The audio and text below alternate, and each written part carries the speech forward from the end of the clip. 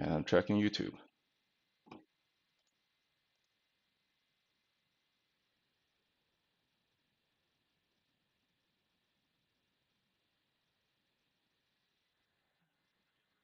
Yeah, that's what I'm doing.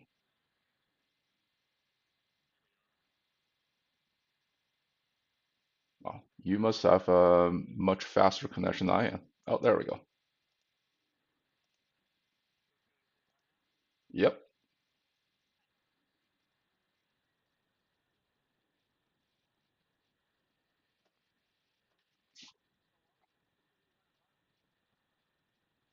Yep.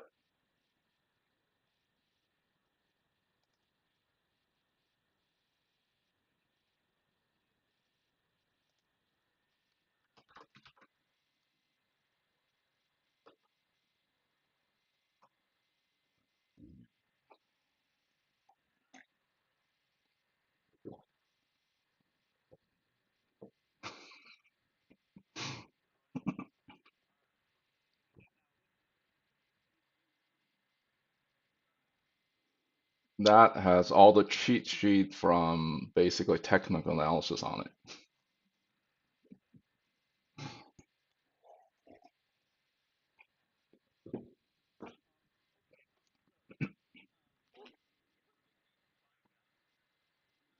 Well, I've been a value investor for pretty much 2 decades and so on. And although I can't say that I still knows all the various, value valuation tools like discount cash flow, all that stuff. Philip says we can't hear Curt. Can anyone else confirm that they can all hear us?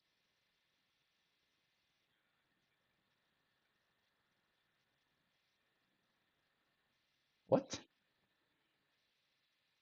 Okay, that's weird. Hold on.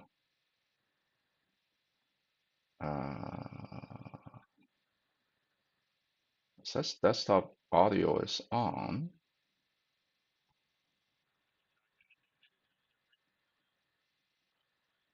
Okay, let me. Oh, I see what the problem. Hold on. No, that's not the problem. I see what the issue is. The desktop audio is not coming through on OBS. Okay. Hang on. Select microphone.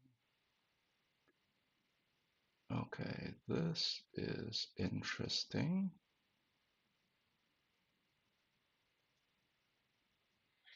Okay, testing 1, 2, 3. Testing. Nope. It's the desktop. The problem is the desktop audio is not coming through. Okay, what's going on? Testing 1, 2.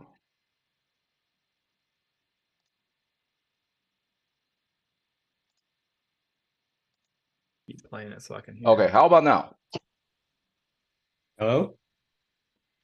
Hello? Folks on Testing, YouTube, how about testing. now?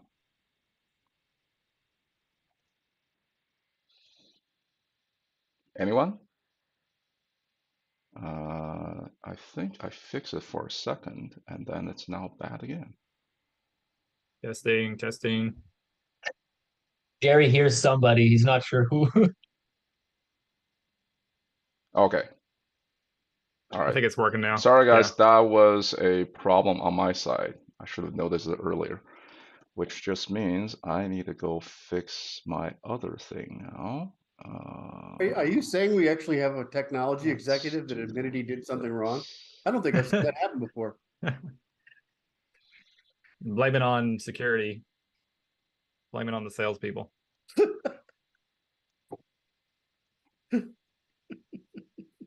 Blame it on China.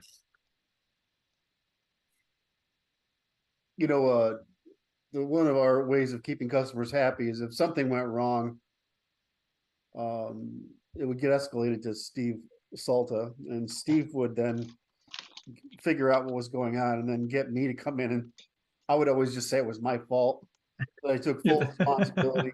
I'd given them the wrong advice because I'd misunderstood what was the problem, and that of course I would have it fixed immediately, And if they wanted to, they could directly call my cell phone number in the future and stuff like that. And of course, we wouldn't charge them for this fiddle thing, or we would fix this charge over here.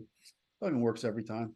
I thought you were saying you would take responsibility even if you had nothing to do with it. Like that was your role. It's just like, we need someone to pin this on. Get Curt in here. It's just the customer wants to know they're heard.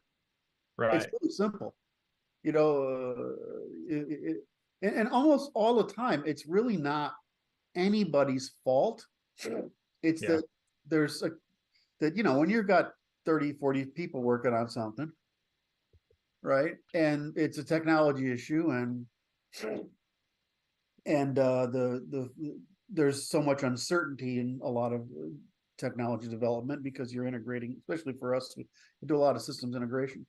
So, you know, it's just like you run into something and it's like, oh Christ, this is bad, or we, you know, we misunderstood, or what's really common is there's like 12 stakeholders in any company when the money gets big, right?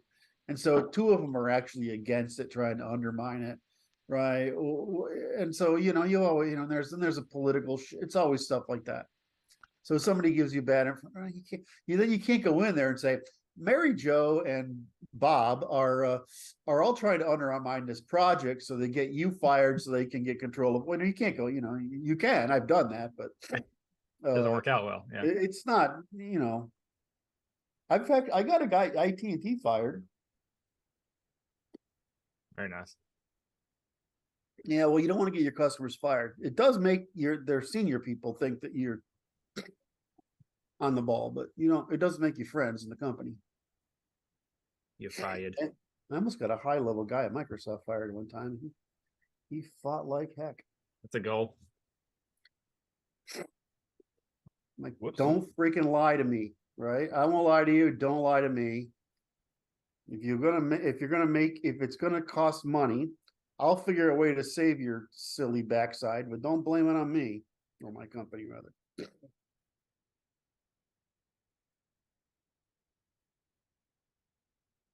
Are we still trying to figure this thing out? Because I'm I like, think we're good. I believe we're good. oh, I'm blathering away, trying to keep the goat guys entertained. Well, I was letting you go. I was enjoying it. you know, let's let Curt be an idiot for a while. Okay. You'll find out eventually. It's rude to stop you. All right. So again, this is Saturday, September 23rd. It's our office hours Q&A. At office hours Q&A, we get questions asked from the community, and Martin goes through it. I don't know how it works. Francis, I think you filter them, and then is that how it works? And Francis, I don't think Francis can hear me now. Everyone is free to prepare answers like. No, I can hear you. I just need to mute my microphone because of a weird setup. Oh. All right. So we're do I need to give you sharing so we could, or are you just going to read the questions? I say just open up the doc on your end. We don't have to share it. I dare not to touch the like offend the tech gods again. Okay. Yeah. I guess you don't have to share it into the Zoom meeting because Francis has it in the YouTube video separately. So. Oh, I think. All right. So I have the convention. That's not it, right? It's a different one. I need.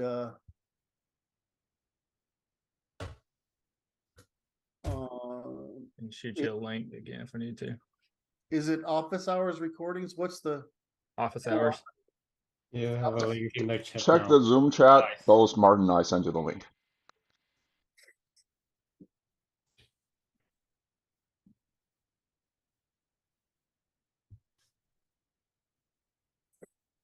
All righty. Yay.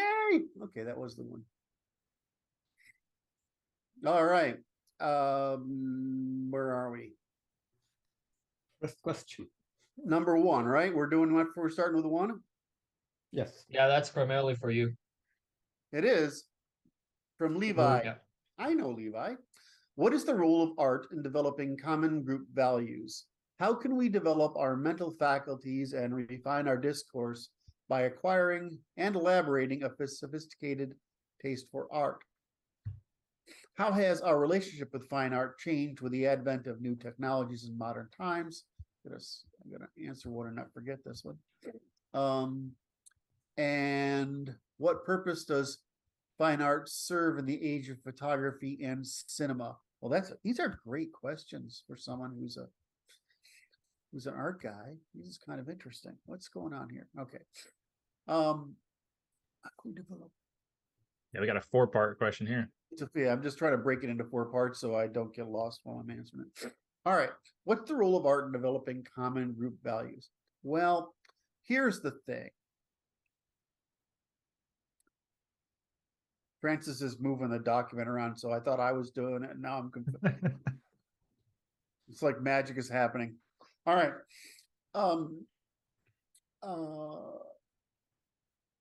There's a whole, I mean, God, didn't I say that I didn't want to answer this one before because it's going to take me 2 hours? Yeah, Let's but do it. he's been waiting 6 weeks for it now, so that's your answer. now. The What did you say? anticipation. What did you say? He's been waiting 6 weeks for it, I think. Oh, shit. Okay. Well, then I've got to be at least responsible. Okay. What is the role of art in developing? I'm wondering, which one should I answer first so that it helps informs the rest? How can we develop more effective fine discourse? Okay. I'm going to start with the second question. How can we develop our mental faculties and refine our discourse? Well, art is a bit like fashion, which means that if you study fashion, there's warp, weft, weave, and color. When cut, I don't know. There's a couple of and that's all there is to work with. Uniforms, and we wear uniforms. That's no different from any time in the past, other than there's a whole lot of identities available. So, Can we pause for a second? Sorry. Yeah, I think it's either, so they're saying there's lag on the stream, and they're saying is it your internet? Or I know, Francis, you've had the CPU has been having problems before. Should we let Martin do OBS, or I can do it maybe? Well, I was dropping frames too at first. I might Well, have let me just close a installed few windows currently on and YouTube. try again. Assuming I have access to the YouTube channel, I've got good internet and good processing, so we can try that. Stream looks good now. For me at least. Yeah, we can try again. usually it's whoever's hosting the thing has too many apps running. So the best thing Yeah. to do is close down. The thing, I was really surprised at how much what do you call it? What is the thing we use in Twitter? It's the Twitter Pro, which is all the Spaces? columns. Man, that thing just eats CPU cycles. I think it's better. I think it's looking better. Although, oh, now the screen has gone off. I assume he's playing with that. I see a bunch of complex graphs on the stream. Just your desktop background, probably. Yeah, the infamous whack-off distribution. Okay, is it better now? So yeah, so it's back up. It seems to be moving around, and I can hear everybody. So we'll assume it's good. All right. Okay, I think I figured it out. You had to take down your OnlyFans stream. I have a Sorry, scheduled backup running in the background, and I forgot that it's running in the background. That's probably where the CPU power went. Shit, you thought up that creative answer real fast, Francis. Now that's the tech CEO in him right there. I know. No, I'm usually just the person that does the debugging. So Yeah, people are saying it's good. is that why we're in the business we're in here? Is because we've spent so much time debugging software. We're debugging Basically, humans. if developers don't write bugs in the software, I'd be out of job, or mostly. I think so. Yep. Same basic process. Huh? That's not working. Let me try Well, this. the funny thing That's about not working either. the funny thing about working in support and doing technology support is that it usually is a person problem, and you find that out a lot. So Well, I guess the answer was incomprehensible, so you'll have to start again. I think I don't think it was the total wash. I think maybe just maybe you can summarize it, or just the last part of it may have got cut off. All right, so I had to go back to the document now. All right. Or torturing Curt. No, that's okay. I'm like, because I was sleeping and was had to be rudely awakened to come for this. I haven't read it in the past. Usually I've read it in the past previous half hour, so I've thought of how I'm going to frame it. And this is actually it's actually a very sophisticated set of questions if I want to provide any value that's non-trivial. So I'm just going to go back to pulling that up there and say, okay. So I started out saying that how could we develop our mental faculties and refine our discourse by requiring it? All right. So there's no difference between, let's say you get into music, and you'll find out that people from different parts of the country are attracted to music that tends to be popular in that part of the country. It's not always the same, but you can see it in the distribution. So there's different tastes around the world and around the country. Well, there's the same thing with clothes. There's different tastes for clothes around the world. And the same thing is for art. There's different tastes in art. However, there is, whether we're in music, there is what's called high art in music. There is what's called high fashion or high art in fashion. And there's what's called, we can have pop fiction and that kind of stuff. There's high art in literature. And then there is high art, of course, in the visual arts. And the general argument, which if I get to, I'll explain, is that all art is a derivative of architecture or somehow related to architecture.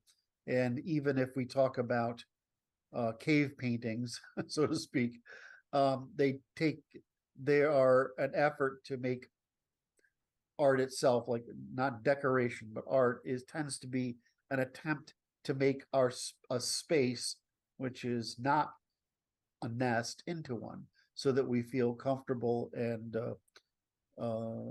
safe there, mentally, psychologically safe there. So it has an effect of mindfulness. So if I've made that little spectrum, the difference between there's a bunch of tastes, but there is high art across the spectrum. That's great. That's helpful. And the second thing is there's a problem of what's called materials and craftsmanship. So you will find that some people have very primitive materials and they do the best they can with it. And some of the materials are very sophisticated. So essentially there's a technology spectrum in there. And third, there's a craftsmanship spectrum in there.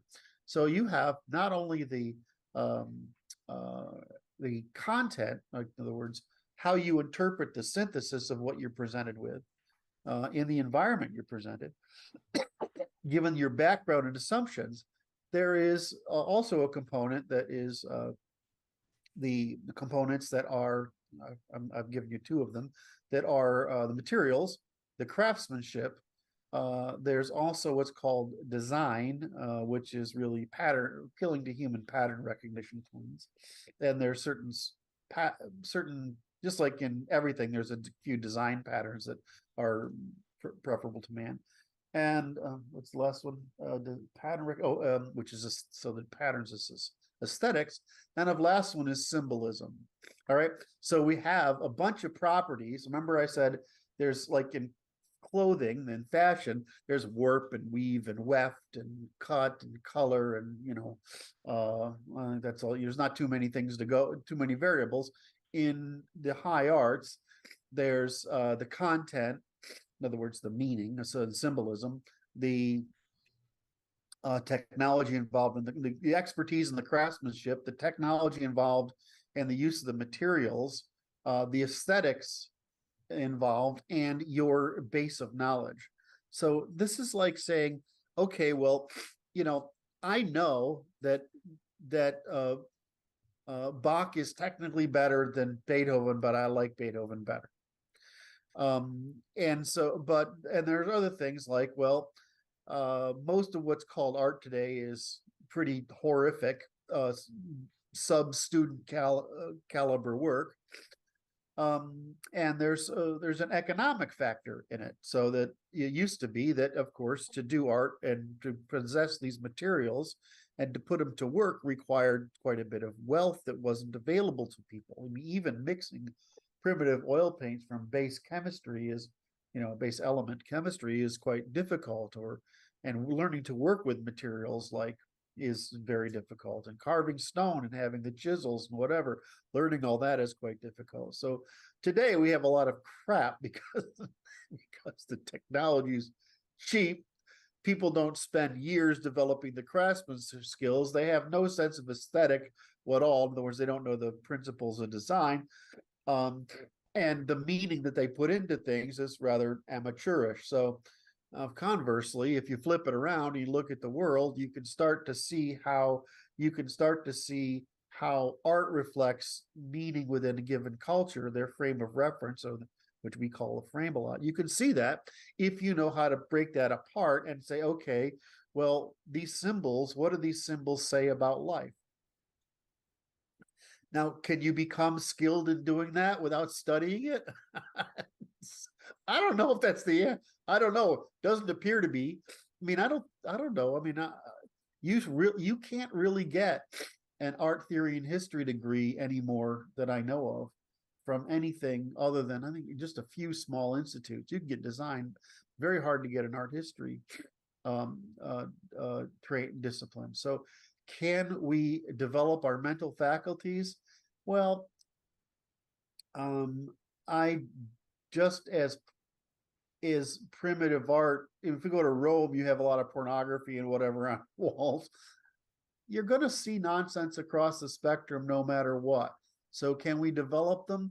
I'm not sure that without, just as we train literature, right? We train children to read literature, or youth to read literature.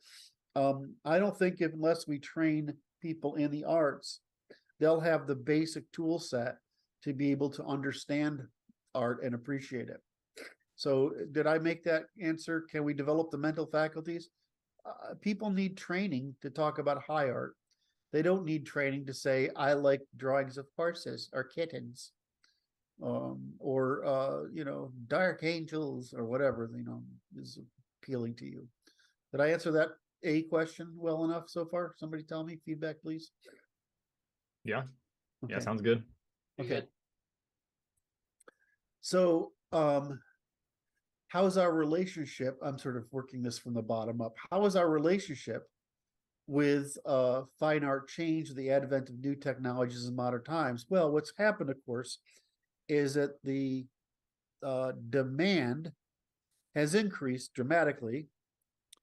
Photography and the movies have radically altered the economic landscape for artists, and now computer-based art has altered the craftsmanship side substantially.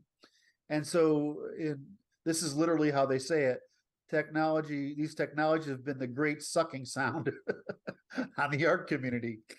So what you find is that at least in my expertise, we haven't really seen very good art really come about much in the experimental sense since the 70s or late 70s. We haven't really seen, we saw a brief return to quality for a while, but when then the computer revolution came out and all these design tools are available, we've seen a drop in the viability and quality of art. And if you go to galleries, at least in my experience, it's become actually insulting. There's a few of them, but otherwise it's insulting. So I've said that about the present, shift it back a little bit. Well, there are a couple of things that are happening. if you go back to the Dutch period of the Dutch masters, why did it happen there? Why did the Dutch masters arise in the Netherlands at that point? Why? Because wealth had increased dramatically. And so that one of the ways you wanted to display your wealth was to own a piece of art. And so the wealth that increased in the time of the Dutch masters, which is the time of the beginning of the Age of Sail, right after the period where you have the Renaissance, of course, in Italy, which is their period, but then you have the Dutch masters as trade moves north. So you see this, and so you see this a huge increase in paintings, but you also see an increase in etchings. And etchings are a cheaper form, right? You could print a lot of them.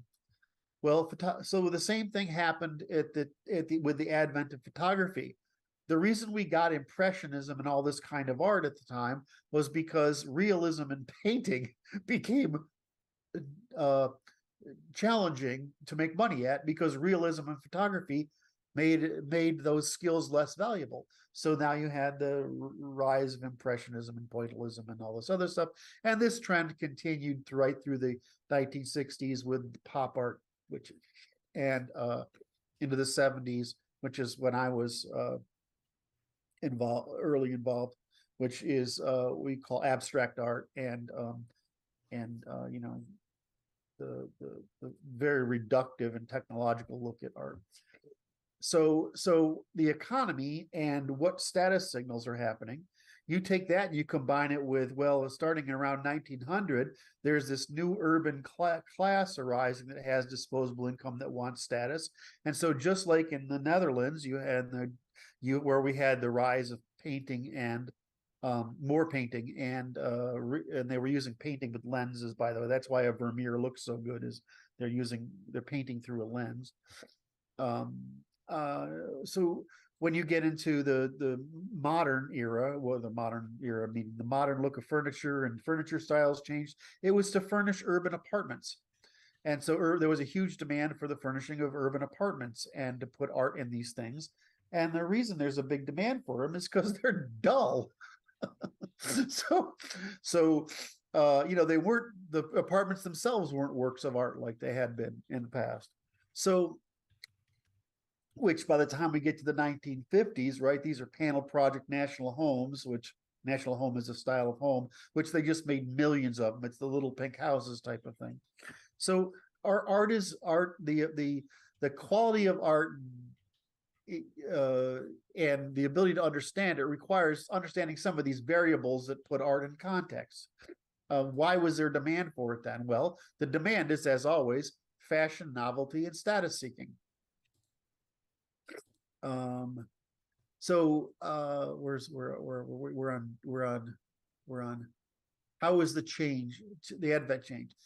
The relationship to art always changes along with any of the variables I mentioned, which is the economy, the symbolism, the technology, the craftsmanship, the aesthetic, the design method of the application of the design.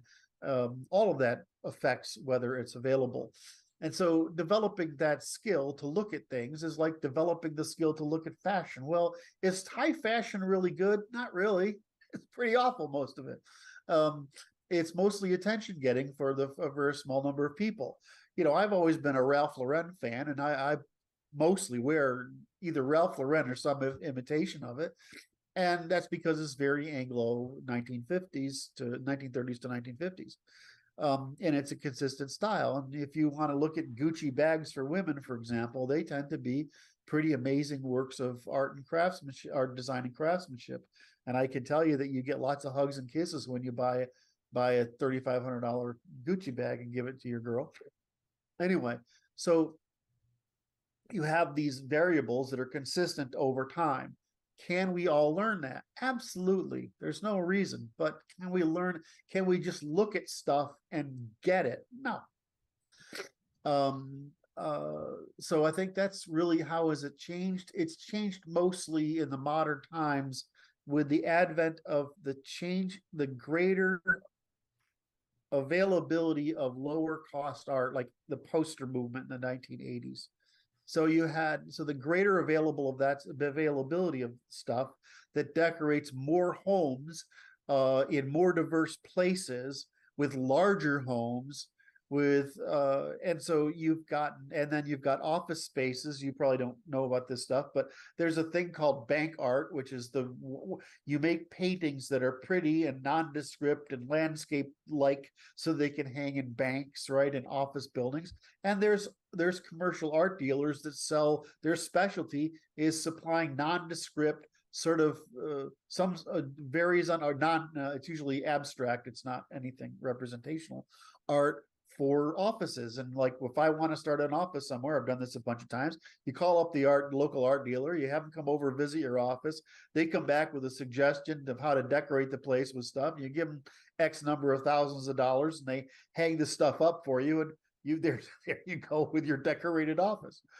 So there's all sorts of markets for this stuff, but it's really just, we're wealthier, and there's more demand for art, and there is a finite supply of art that's old, and that's usually consumed and ever increasing in prices. So there's demand for replications and other art that's put out.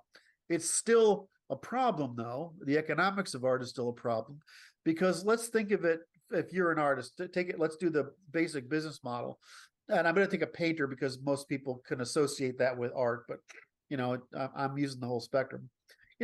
A movie costs a hell of a lot of money today. In other words, a movie that's treated as art, and one of our best directors will produce some sort of movie which is an expression of the technology and the theory and the ideas available at the time. So they're a technological expression which makes them into art. But if you take a painting, which is the classical way people think about this, you can't talk about sculpture today because there really isn't much, and what there is god awful. Even though the craftsmanship, some people's craftsmanship and representationalism is quite good. If you get down to paintings, you think about the economics of it. Let's say you want to make a living in it. Now, you got to think to yourself, how many galleries do I have to be in?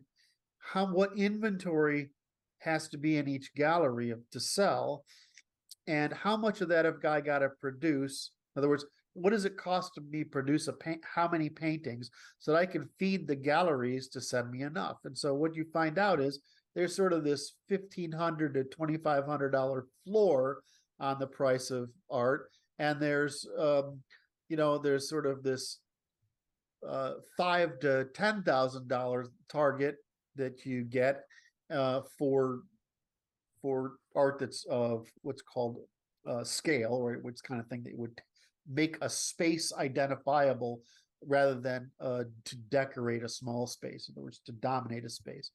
And above that, there's what's called monumental art, which is to decorate buildings and spaces and courtyards and things like that. So what happens is, how often do you sell a piece? I'm kind of know ZZ Way. He's a Northwest artist. He's got a sort of famous style in Northwest. And, if you take a painting like that, you can't just turn out one a day, just the layering of the paint and the drying cycles of, you're talking about, you might be able to work on 3 paintings at a time, or 4, and you might be able to produce one a month. Well, that means you've got 12 paintings a year. Well, that means you can supply 2 or 3 galleries, each of which has a turnover time for your paintings to sell, which is usually quite a while. And so, it's really hard to make a damn living because you've got to put out so much time, so much inventory, and so many places to sell so few pieces of art that you can make a living at it when you're splitting the cost of the art with the gallery, of course. So, which question am I answering here? So what is the relationship with the fine art changed?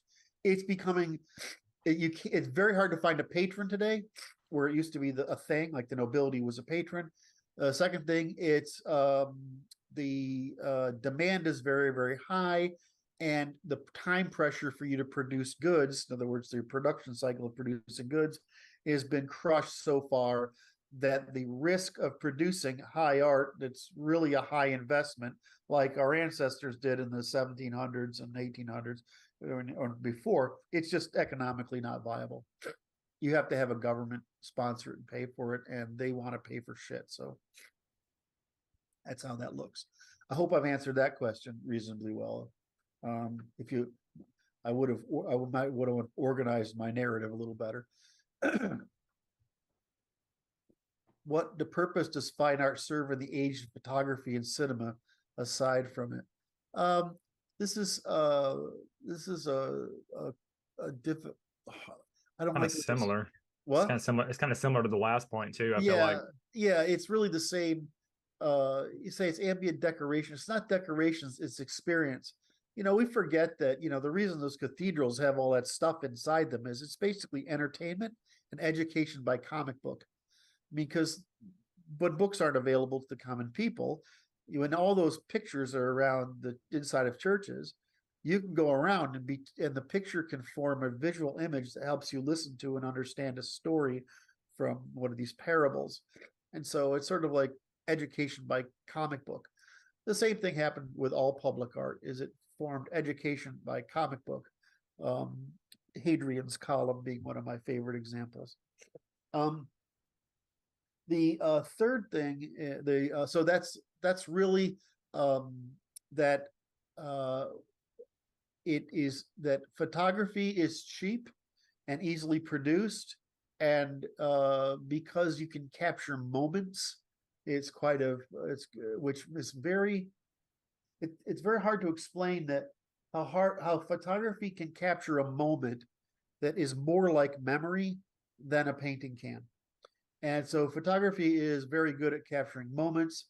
If you study the history of photography, at some point you get to study the whole debate over whether horses' hooves ever left the ground. And so there's all this camera work originally on horses to see if we could see if the horse's hooves actually ever all left the ground. And this has been a dispute in painting for hundreds and hundreds and hundreds of years. So you see this, and of course, photography lets us see time in a way that we can't with our own perception. Movies are similar, and that if you work with movies correctly, you can develop directing and style that is much more like how we experience memory ourselves than than a stage play that we've traditionally produced, and how movies originally were really stage play productions that were filmed. So there's a different function or different sensitivity or different resolution to photography and cinema, and where they've become very good at it. But I want to make another point, is that you notice that we're having trouble making movies that people go to. And it seems like serials, like the Game of Thrones thing that goes on for years, and even books, which contain multiple character arcs. These have been arising on a regular basis, and the reason being is that, just as I said, there's only warp, weft, weave, whatever, and in painting there's only transparency and color and combination, layering, etc. There's only so many things you can do, design, color, layers, light, transparency. There's only so many things you can do, brush stroke. Well, the same thing is to do in the narrative. And the logic of the narrative is something I put in the book. When you see when the book comes out, it'll eventually be there. Which is the logic of the narrative is just like the logic I gave you of the structure of art or the structure of chemistry. There's only so many variables. So when you look at something like the cinema and the literature that we're producing that ends up in the cinema, the two very different experiences, you find out that we're kind of running out of stories to tell. And in fact, one of the things that was most interesting about this DVD revolution and the rise and fall of Best Buy in concert with the DVD revolution, is that we consumed over 100 years of entertainment media in just a decade, and we want to continue to experience new entertainment products at the same rate we consumed 100 years of it, and that's making its way through the crisis. Obviously the writer's strike is over their fear that, which is a justified fear, but I'm not sure the public should care. I don't know where that's coming from. Oh, that's Dr. Brad. I got a call. I will have to call him back in a moment. Can someone message Dr. Brad and send him this link so he can participate? Because I forgot to tell him last night that we're having this, so he'll want to listen. I'm on it. So anyway, what purpose does this fine art serve? Fine art still serves the purpose of decorating spaces, and spaces, giving spaces meaning.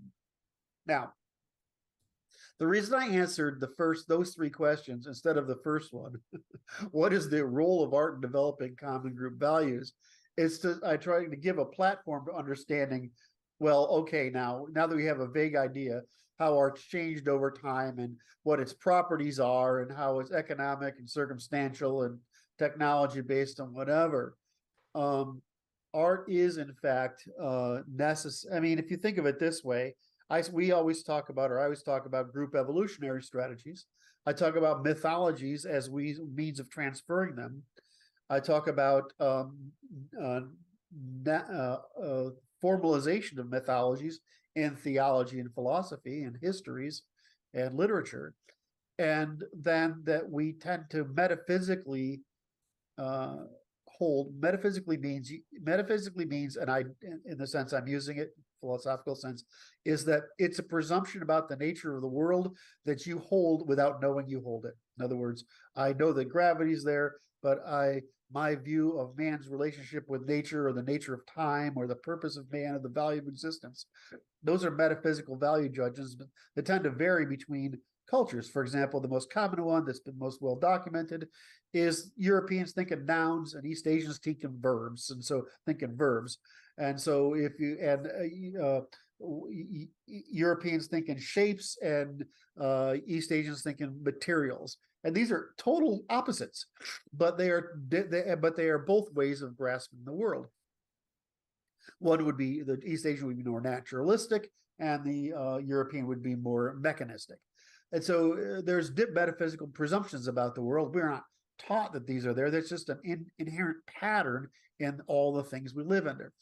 Well, the reason, if you look at, we go back to art in the sense of the empires, which is where it's usually affordable and durable. We see these as oversized monuments and buildings.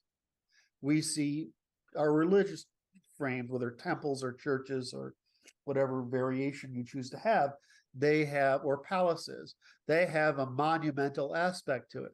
Well, why? Because they make us feel small and look up to these big things with wonder.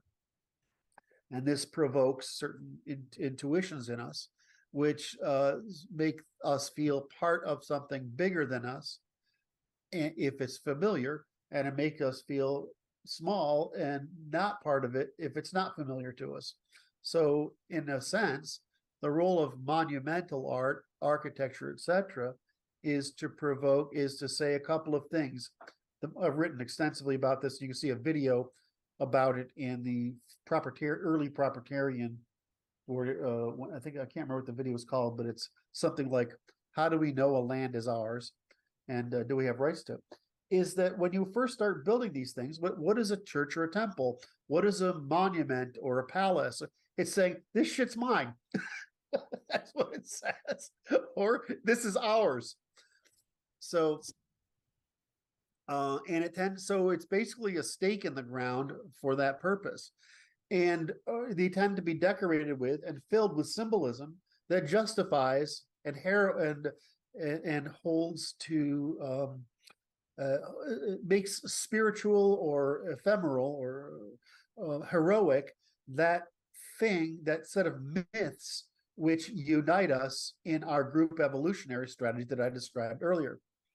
So what art does is it remember, it's a spectrum from the very simple decorating pots, to decorating your home, to making art for the sale for the purpose of conveying status, to making a building and decorating it to continue the preservation of the sense. I don't like the word authority, that's a word I don't like, but a sort of responsibility and togetherness and respect for what in religious terms you'd call sacred. And what does sacred really mean? It just means property you don't violate by any expression of self-interest.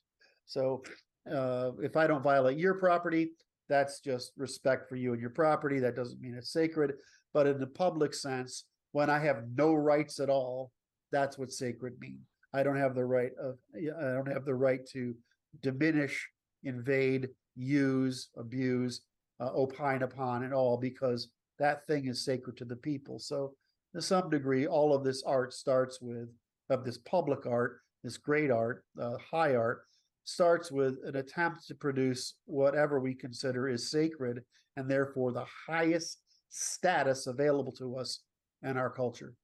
So what role is art developing common values? Why the heck do you think that among the march through the institutions pursued by the communists, they pursued the march through the institutions of our arts and literature?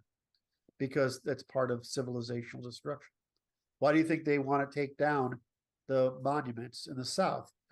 You think it's because of race, or you think it's because civilizational warfare?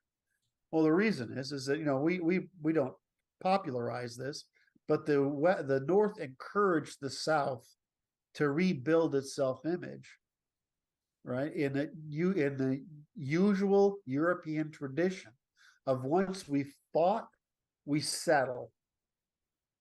And so if you and I are both foot soldiers, after the war is over, we don't need to be enemies. We only need to say, you did your job with honor, I did my job with honor.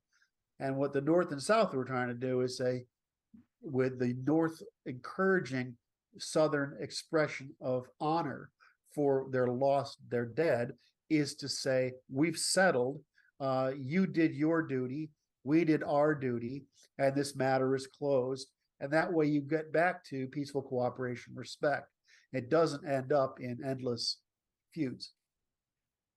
So what is modern, a lot of modern art, what you call modern art, which is basically the pure decorative art? It's an attempt to end the reliance on the mythology, which was almost brought about, almost succeeded. The Germans almost succeeded, and the artists almost succeeded in the Romantic art period in the 1800s, restoring classical civilization, classical values, and that's where, of course, we see Nietzsche come into play.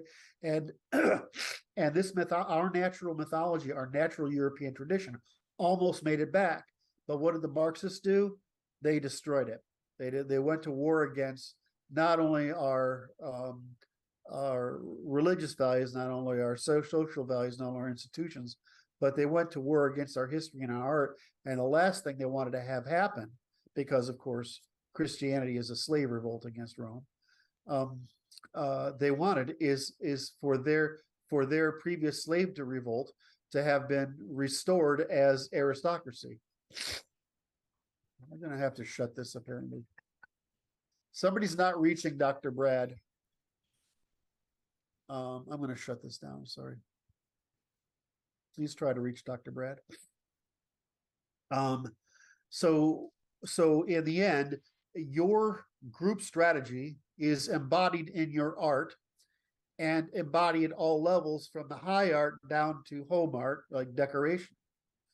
And it's meant to create an intergenerational or a long-term appeal to regularity, which to you means in your subconscious non-conflict and safety and peace in an area that you have claimed or we have claimed as our own, which diminishes the alienation we all feel as spaces are unfamiliar, places are unfamiliar, times are unfamiliar, people are unfamiliar, and worst of all, because when we are as individuals in an increasingly complex society, in alienation, which was the Marxists were wrong about, by the way, in the industrial, which alienation has increased. I mean, why do you think we're having the mental health crisis we have today? It's just alienation.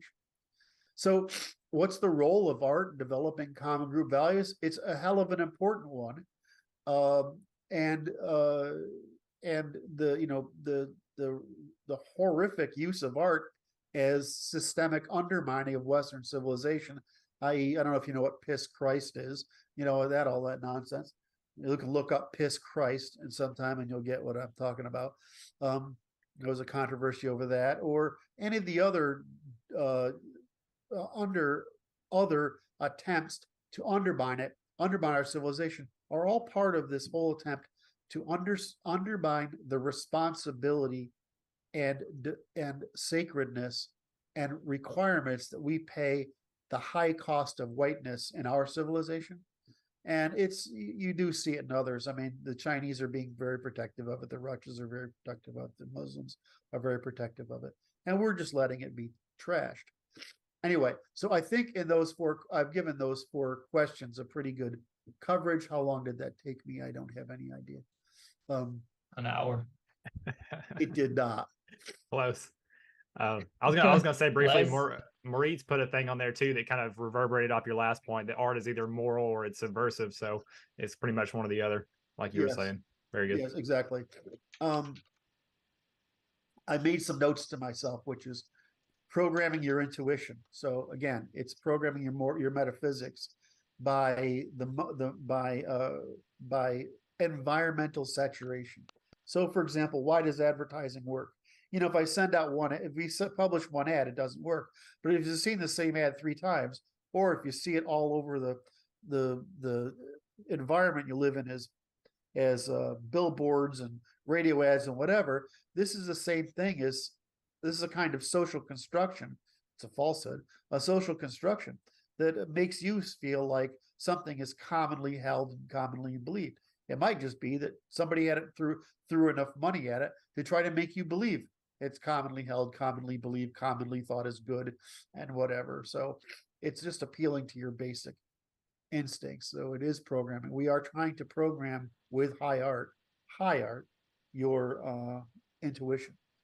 Hey, Curt, is this yes. the article written about monuments and art? I got to switch. I can't see you. Give me a second. What's that? I'm saying, is this the article you? Oh, of course you can't see it. It's on the screen. What is this? What's the title of it?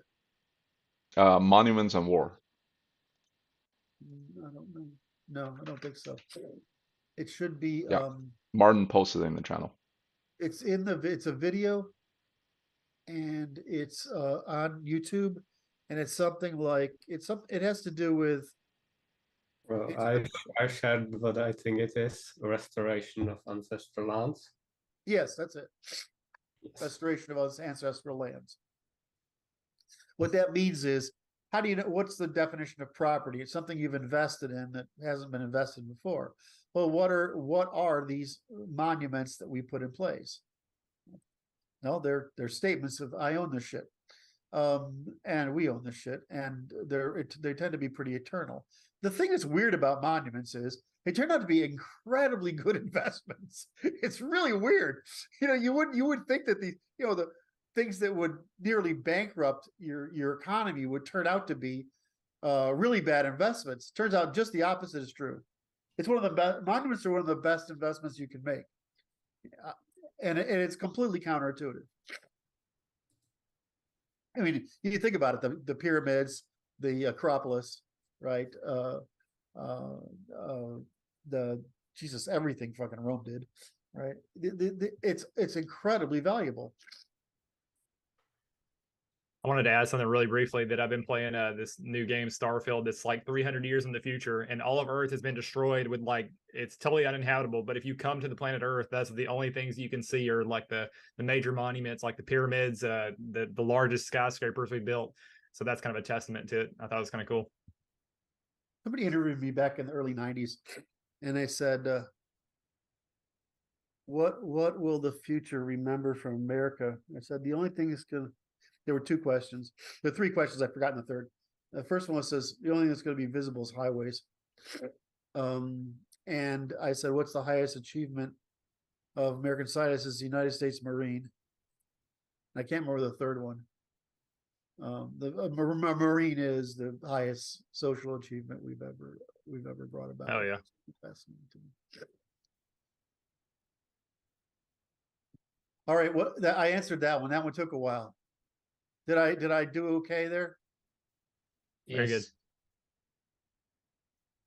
All right, we're on to question 2 now. Yeah. Yeah. Can Yeah. I read it? Yes. I need some direction here, guys. Okay. Question 2 from You Malachi. you guys are in charge, right? I'm just the idiot who does. I'm just the bimbo at the presentation desk on the news. All right. So from Malachi, do you wish to increase racial tensions? Huh? Will there be difficulty integrating the law into groups who lack the requisite evolutionary history to have already adopted the strategy?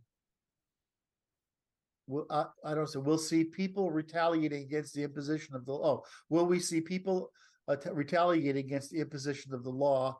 Do you wish to eradicate competing civilizations? How does law scale to the level of nations? Okay, we have Gabriel and Martin. Yay! I don't have to answer this one.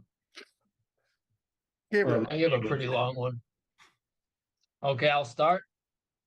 And then Martin, I think you addressed something I said in the answer, but let's go. No, that amounts to accelerationism. Accelerationism requires a gamble that the chaos will end in your favor, but you can't predict how bad it can get before then. And it's more likely that it will get way worse than you expect too quickly for you to capture the opportunity, at which point too much damage has been inflicted for you to save much of anything at all. Yes, there will be difficulty integrating the law with such groups. That refers to the second part of this question. But the key is to leave them be, choose for themselves, and adapt at their own rate. Criminals will fight to defend their means of criminality and avoid prosecution, but we have to just deal with that. Eradicating competing civilizations is counterproductive. Warring civilizations, however, ought at the very least be incrementally and aggressively punished until they either reform or collapse to the point where they are no longer a threat. His final part about the law, where was that? The law scales perfectly. There's no global institution that adjudicates conflicts between nations. So what we have is demand for reciprocity and nations with or without the capacity to enforce it. Well, you're way better at this than I am. I agree with much of what Gabriel says. We don't wish to increase racial tensions as a way to get to where we want. However, an increase in racial tensions will likely still happen to a limited extent as an effect of their insufficient adaptation to European civilization and resulting incompatibility. Segregation and paying them to go live among their own in their own nations is always an option. I don't know if eradicating competing civilization is counterproductive, even if that is indeed not our goal, other than perhaps due to the degenerative effect of not having any competition. However, European civilization has done well enough with internal competition for a very long time. Yep.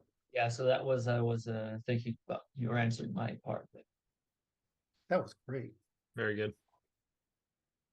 Can you teach me how to say it in smaller and fewer words like you guys do? No, you're too smart. You have to have 120 IQ to do it. Sorry. God, you hurt me, man. Okay. All right. You just have to be as lazy as I am. Francis, what's next? Number 3? Number 3 from Anon. Similar to Eric's question regarding resolving pollution. On the issue of law and order, how might policing policies and protocols look through an NLI framework? For example, the founder of British police, Robert Peel, understood the necessity of incremental reduction of criminals and criminality, is that the via negativa, whereas progressive police focus on keeping communities safe, is that a via positiva statement? Mine We have first, people, right? Yeah. sorry, wait a minute, Gabriel. We have people who ask good, I mean, that's a pretty smart question. That shows people understand what we're doing. That's fascinating. All right, Gabriel? Yeah. Policing would be redistributed to the men of the polity, where every man has the authority and responsibility to defend the commons.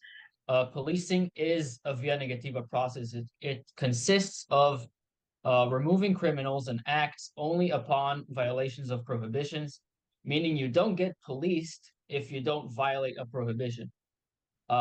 Keeping communities safe, in quotes, amounts to an aspiration, one we can achieve if we reform or restore policing by licensing men to be responsible for the commons, basically a militia. Current policy of keeping people safe really means making them safe to the regime and clients of the regime rather than keeping the people themselves safe. In the latter sense, communities will actually be best kept safe by being kept dangerous. That is freaking brilliant. Both of those are brilliant statements. I just want to put in that the way we've traditionally done this in our history is you have the equivalent, a sheriff, like the first sheriff in New Haven in the New England colonies was my ancestor. You have a sheriff. Now, that doesn't mean the sheriff is the only person who can do it. It means he's the person responsible for getting all the men together to go fix a problem if it needs fixing. So what Gabriel and Martin are saying is correct. By Martin, can you, because somebody's not going to understand what you're saying here, communities will best kept safe by being kept dangerous. There's quite a bit behind that phrase. So can you explain that a little bit more? I think he stepped away for a second. To go make his community more dangerous. My take on that is it's about disparate use of force, right? So let's say that you have two parties in this interaction. One party got a gun. The other person, well, either only has a contact distance weapon, which is a knife, or nothing. Then there is no balance of power there to keep the peace. The guy with a gun has all the options, whereas the other person has very limited options. And under no, how should I put it? If we're in a lawless society without a Leviathan overlooking everything and possible repercussions of retribution by the Leviathan, then there's no logical reason why the person with a gun would not exert violence and, say, take the other person's stuff. So armed society, I think, what is it, that the 19th century saying sums it best, that a armed society is a polite society. Well, yeah, and so I think that's what he's trying to say is that when he says kept dangerous, he doesn't mean that criminals need to be everywhere. It means that every man needs to. This is I'm ripping off Luke here. Every man needs to be dangerous enough that it's too dangerous for people to be dangerous. Yeah, very, very clear. All right, Francis, what's next? So next question is actually from me. I was watching. You have a question? I thought you knew everything, Francis. It's a question to himself, so he can flex. So I was watching the August 26th office hour on the road, so you guys only see the top of my head. And I had a question, and except I couldn't put myself unmute and actually ask a question, so I decided I'll ask it here.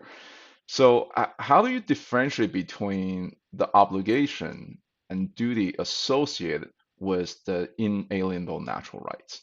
So is it fair to say that should a person abandon their right and obligation, then the reciprocally ensure other people's sovereignty then they simultaneously abandon their own sovereignty. Do such a Correct. person still enjoy the equal protection under the law? And if a person simply has no ability to fulfill the obligations, like for example, a disabled person who's unable to bear arms, then do the rest of us forbear their inability on the grounds that they're kin or reciprocate it in other ways? What a great question. Gabriel, you answering this? I'm at, who's Is doing that this? me? Yeah, that's me first.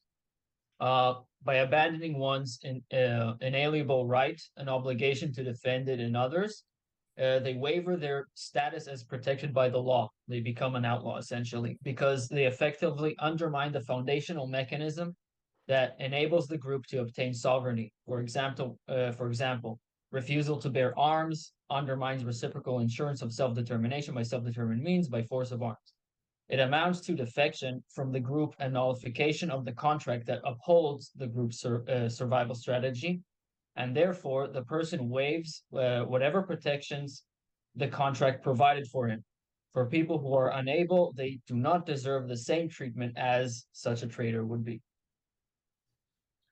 And I add, if this is allowed at all, it will relate to the distinction between citizens and residents. Residents will share in basic negative rights, but without sharing in associated obligation, they will not share in all the other associated privileges of citizenry, such as any political whatsoever. Correct. This is, both points are important, is that you can still, we still treat children as residents, even though they're not capable of participating in defense, although it's surprising how good boys are at things. But I mean, if you're just, you're sitting in a wheelchair somewhere, well, there might be something you can do, but I'm sure it's not digging trenches or running across fields. So we have to protect those who, by no action of their own, are unable to fill the duties. But at the same time, if you don't fulfill those duties or won't fulfill those duties, you're not able to fulfill those duties in some way, then of course you can't have a say in anything political, because everything we do in politics is just a proxy for violence. In other words, citizen means insurer. Yes, correct. Oh, Francis, you asked a second question? How dare you? Yes, I did ask a second question, and given I curate the questions, I guess I can put myself in there. So what related to the first one, then what limits do we place or not place on natural rights? For example, multiple US states have banned the so-called assault weapons on the grounds that such arms are used for war and do not belong in civilian hands. How do you construct an effective rebuttal to such an argument using P law?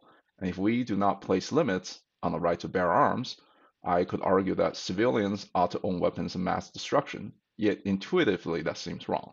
So how do we set practical boundaries to reciprocal insurance of sovereignty? And does it boil down to, if the other side has it, then we shall have it too?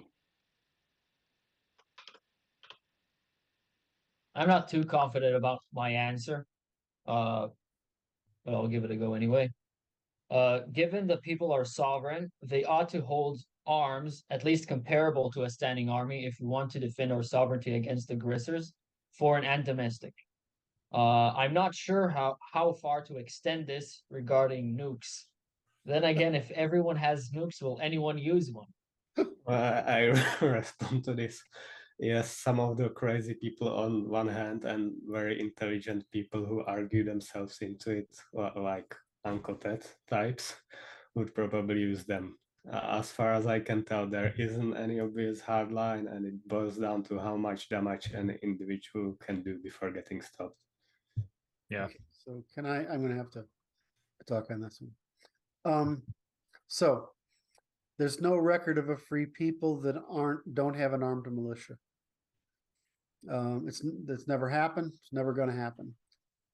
the thing that helped Europeans was the aristocracy needing not having territory capable of centralizing like the river valley civilizations, the flood river valley civilizations. So we were always dependent upon militia or privately armed forces to be able to conduct war until we got to the time of Rome, which again followed the same practice of citizenship through arms.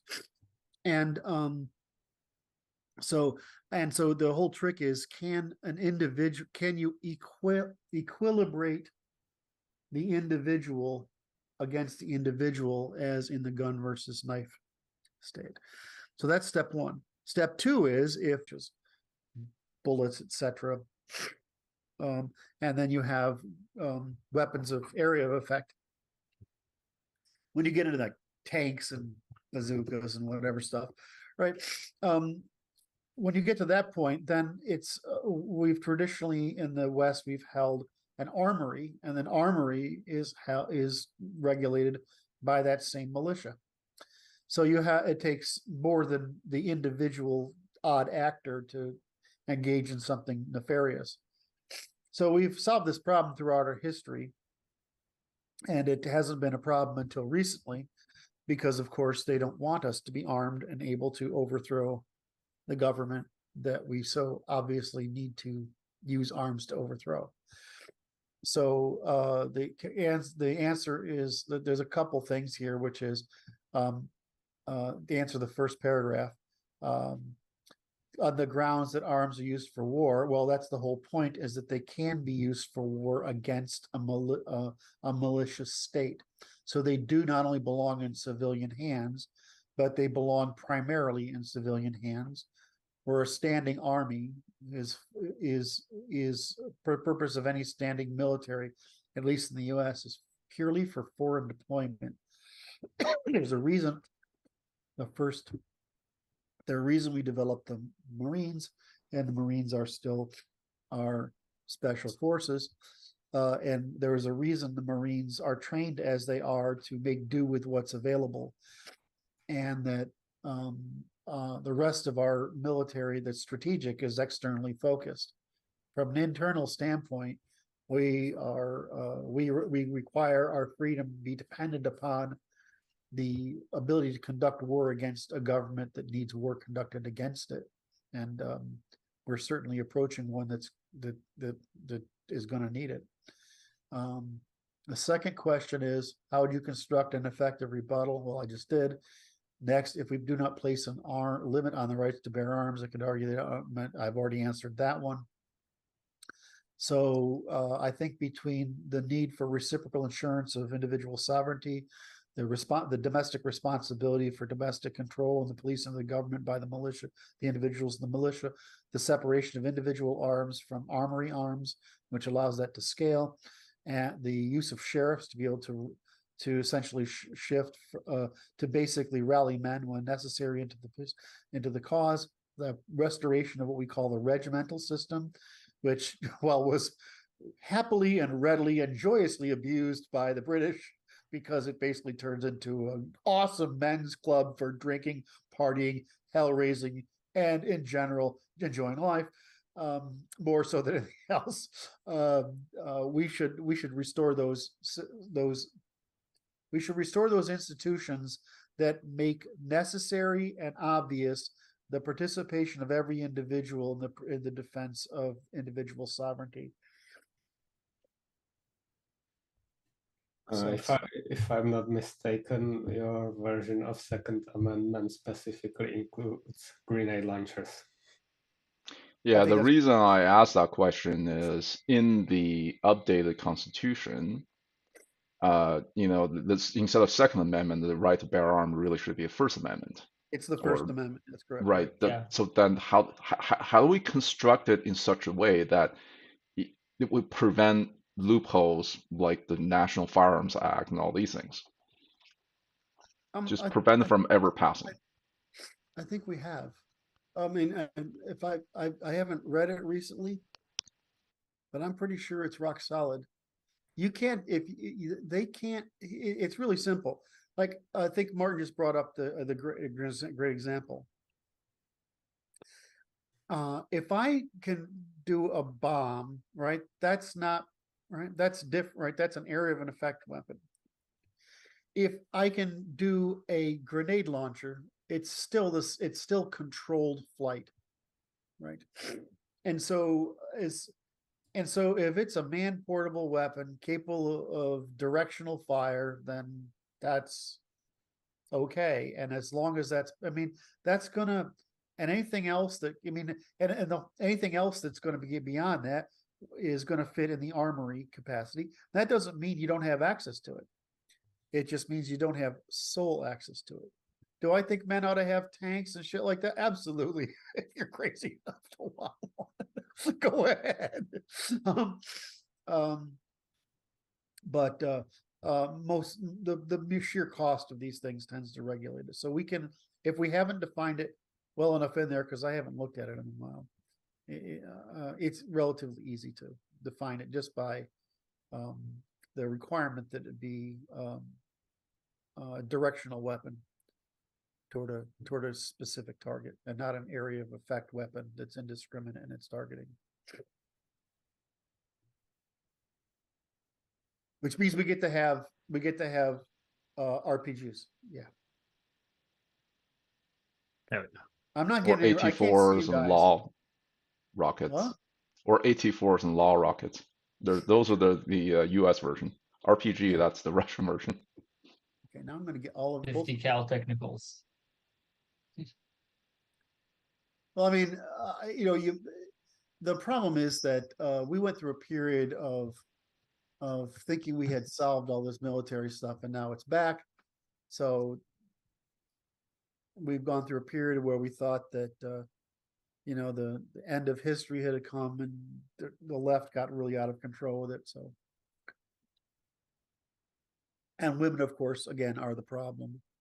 So the problem is voters. So this is I don't see this as a hard problem. It is the First Amendment. Is the first right or obligation and alienation, because all of the rights, obligations, and alienations are dependent upon it. You can't have everything else without this one. In your constitution, it's really not an amendment because it's all in there already. Yes, right. Amend it. It's in necessary rights, obligations, and alienations. So we don't do like the Bill of Rights did, which is separately address these things. They're actually part of the Constitution, and they're strict, like everything else we do, is strictly constructed in order of dependency, which Martin and I have spent way too much time making sure is solid. And I'm pretty rigorous, and Martin's worse. So it's or better. Is it worse or better, Martin? I don't know. Hopefully better in the It's long better. run. It's just worse when you're the one, and I'm the one you're telling I'm wrong. It will pass. You will be glad I did it. All right. All right. Next. All right. So next question 6. Reference to this tweet. CryptoFed's future prediction 11 years ago is now mainstream, a very short article. For Curt and maybe Bryan, A, can you clarify what's the difference between crypto ledger technology and the cryptocurrency token? Just for reference, the article in question is from one of Curt's Twitter tweets. Essentially sums up to FedCoin's gonna happen, and the whichever issuing authority will probably ban other forms of crypto coins at a set conversion to FedCoin. So I took a crack at the question. I'm not gonna read everything because I'm not like Gabriel or Martin. I haven't got this, parsimonious thing down yet. So I just roll whatever that came to my mind.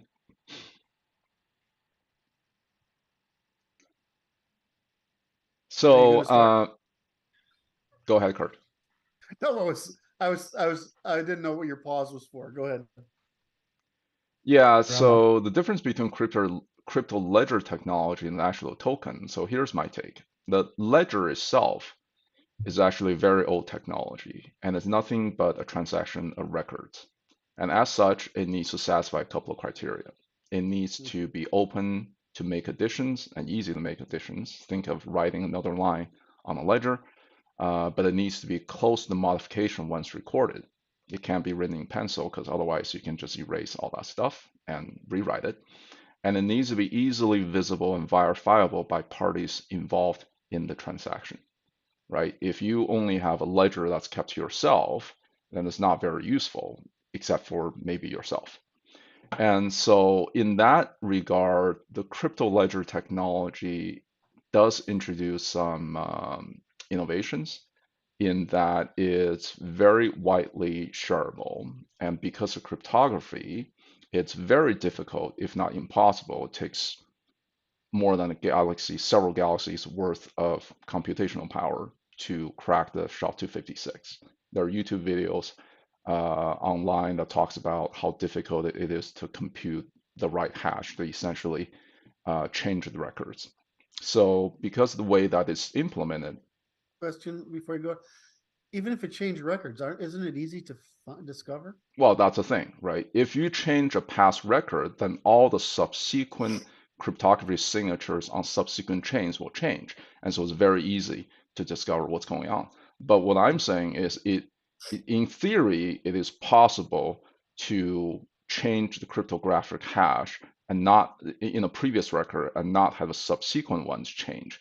But that requires amount of computational power, far more computational power available to man. Yeah, there's a YouTube video that talks about how secure SHA-256 is. And so, skipping ahead, where I think the crypto ledger technology, as a form of technology, the innovation that it brings is, well, one, it's publicly verifiable. It's very easy to verify the records, and it's very hard to change previous records. And depends on, and this is where it gets interesting, depends on the type of cryptocurrency or crypto network technology, the settlement cost and speed can either be fairly slow and expensive in the form of proof of work for Bitcoin, or some of the newer technologies much faster and cheaper. For this network to function as a monetary network, you need to have the transactions settlement speed to be very high and also low cost. And that's something that Bitcoin cannot do today. It's too expensive to compute the next block because each block is where all the previous records gets recorded on. But however, there are, and this is where the space is very interesting. There are companies out there, venture capital essentially, building on top of this technology to make it fast and cheap. Layer 2s and Ethereum, even Ethereum layer 2s and so on. So let's see, where do I think all this is going? I think Bitcoin, if you think of it as digital gold, that analogy is probably more appropriate. It requires work, it requires cost of production to mine one of these coins. And then once you mine it, it's there. It can be used as a monetary basis as long as people have faith over it. But in terms of transaction and making actually a currency network, something else has to be built on top of it to make the transaction cheap and fast. As to what's going to happen to all of these crypto coins or tokens once the FedCoin becomes a possibility, I'm more pessimistic. I mean, I just look at how FDR outlawed private ownership of gold to realize that that's some version of that is probably written into our future. Because after all, these monetary authorities are very jealous of the power. The power to create money is probably the most powerful thing that humans ever possessed, right? And Yes. if you have a party in power that has a power to print money, to create money, they would not easily cede it to anyone else. Now, what I would like to happen is a decentralized monetary network created by a benevolent overseer of some sort, but they should not have the sole power of modifying the parameters of that network. So essentially make the public good. Can I add some? Please. So I've been surprised at the survival of Bitcoin over the past 2 years. And it's because institutional support, because the big players want it. And it's not actually a bad idea to have this place of storing value separate from a monetary system, right? I mean, it's like gold is a really high gold is a very lossy transaction, right? But it's a very safe hold. If there was more gold, it'd be better, because there's not enough gold, which is the real problem. Whereas what I like about this system is it solves the external problems of not being enough gold, etc. And it creates a place to store asset independent of the monetary economy that the state is using to regulate transactions and contracts. So I don't think so to me, I think there's room for both. I just can't believe the government's going to put up with it. I just can't believe it. I can't see it happening, because that's just sitting out there like a big juicy roast pig ready to munch on with some barbecue sauce. And there's just no way modern governments, unless it's in the constitutional inviolable, they're not gonna resist it. I think the governments are allowing Bitcoin specifically. Let's not talk about other cryptocurrencies or networks. Yeah. They're allowing Bitcoin to exist because, from a total monetary basis, it's still fairly low. Of all the Bitcoins that's ever mined, multiplied by current value, I think is hovered around about 1 trillion. Yeah. Which, it sounds like a lot, but in global finance, that's a drop in the bucket. It's enough for like BlackRock or whatever these companies to go make money off of just trading them, but it's not enough to substitute, say, the US dollar as a transaction mechanism. Sure. Okay, I didn't mean to interrupt you that long. I wanted to confirm your point. Okay, so part B of this question, in a reference tweet, you mentioned that crypto is a token money substitute from divisible shares in the crypto network. The link above to the Swift article is an announcement of a recent successful test on transacted tokenized real-world assets through 12 banking institutions around the world. And yes, the token is a share of the crypto network. However, the token itself is given the value of a real-world asset that can be transacted through smart contracts on ledger technology. Does the fact that real-world assets will be tokenized change your thesis? So Curt, I'll let you go first. This technology hasn't reached the point of use where conflicts have public consequences, and therefore the insurer of last resort, the government, has to act on it. And so right now they're letting us play with these things. I'm not sure that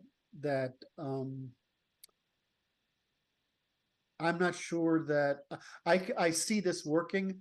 I have a problem seeing them let it get away from them to the point where there's accumulated risk. And so I don't, and especially risk of enforcement. I tend to think that this is positioned the wrong way. The right way to say it is, the stock market is a centralized and very costly means of conducting shared investments and assets. And so the number of assets that we'd like to make shared investments in is almost infinite. And so if we stop thinking about this we get over the technology obsession, the framing it in the terms of the technology, and just say, okay, we don't need the overhead in the banking system that we've got. We don't need the overhead in the stock market that we've got. The stock market, because we use it, it gives the players in the market information not available to the consumers of the resource, which is being provided as it. So the reason I like this set of technologies is because I think, heck, if it's just too hard to invest in or share the interest in assets that are interesting to me, right? That might be interesting to me.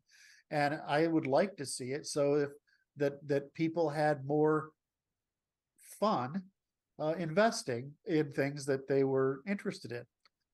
The problem is that because there's so much overhead in the stock industry and both in the public and private and all the bonds and all the other markets, there's the insurer of last resort has a lot of parties to blame if something goes wrong.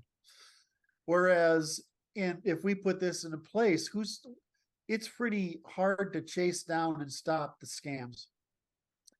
And so that's where I think they'll regulate it. In other words, I just see that being heavily regulated. Right now it's at the stage where we're having fun playing with a toy and it's not meaningful, but if it becomes meaningful, I can see making the same argument I'm making about ledgers and cryptocurrencies being brought down to what basically shares in anything. I can see that happening. And then the great thing about crypto structured asset allocation is that it's tradable independent of paying fees, et cetera, to the network that hosts it. So I see this as a good thing. I just have a hard time not seeing it all centralized. I just have a hard time seeing it, only because just as we have so much problem today with organized crime and Bitcoin, they complain about it constantly. This would only get worse. So, I mean, it's not like what bothers me is when the people in crypto say it'll never happen. We have this bullshit, right? The real question is, can we mediate enough of this ourselves before the government decides it has to regulate it and monopolize it? And the community tries pretty hard. We'll see. Well, right now you say the community as if it's one entity, but it's what, hundreds of these competing standards. And other than maybe Bitcoin and Ethereum that actually have a hope of forming a sustainable network, I think all the other ones are just small fish. No, they're going to go away. All right, what's next? Question number 7. I don't know who this is from. Can you elaborate on the schism between the economy and the aristocracy that occurred in time Byzantium, and how is it playing out now? I don't know if I can answer this one off the top of my head without making sure I'm saying the right thing. I was gonna say I probably need to go ahead and drop as well, boys. Appreciate it. See ya, Tyler. So we are at the we're at the I'm 2 hour saved by the mark bell? compared to when we started. We're at about an hour and 40 minutes. So should we call it good here and pick up the rest of the questions next time? Yeah, let's do that. Okay, so we'll Sure. save this till next time. Well, thank you, everyone. I hope that was good. We did a good job on some of those questions. Today is Saturday, September 23rd. We did our Q&A, and what are we supposed to tell them if they want to contribute here, if they want to add to questions? Fill out the form. There's a a Google Link. form at the top of the document. And the a description. couple of times before this meeting, I will also post it on the internet forums and post this form. And also, if you just go to the Institute's channel, maybe later today, you will see the session for 2 weeks from now, essentially the next section, and there is the form to ask questions in the description. Or it's in this stream's description. All right. Thank you all. Good to see you guys. Gabriel, good to see you again, man. You too. All right. Have a great day and thanks for sharing it with us. Bye-bye.